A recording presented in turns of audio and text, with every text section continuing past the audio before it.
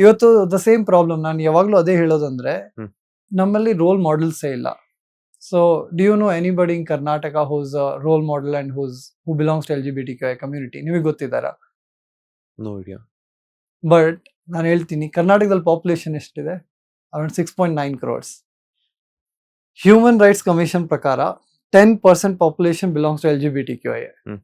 So ನೀವು extrapolate ಮಾಡಿ, almost 70 lakh people.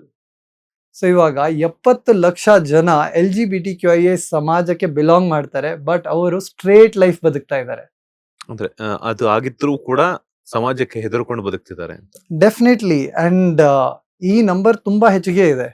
If you see today UK US ಅಲ್ಲಿ survey ಆದಾಗ CNN number says it is almost 28. So if I say 28% ಅಂದ್ರೆ 70 lakhs 3 ಪಟ್ಟು. ಹೌದು.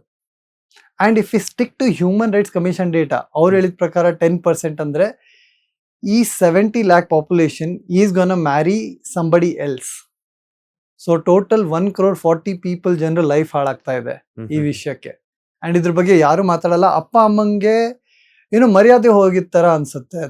So mostly ಅವ್ರು ಒಬ್ಬರದೇ thought ಅಲ್ಲ, ಇವನ್ ನನ್ಗೂ ಅನ್ಸಿತ್ತು. ಅದಕ್ಕೆ ನಾನು ಇಷ್ಟು ಟೈಮ್ ತಗೊಂಡಿದ್ದು ಸೆಲ್ಫ್ ಅಕ್ಸೆಪ್ಟೆನ್ಸ್ಗೆ. ಬಟ್ ಪ್ರಾಬ್ಲಮ್, ಈ ಥಾಟ್ ಪ್ರೊಸೆಸ್ ಚೇಂಜ್ ಆಗಬೇಕು. Who would change this thought?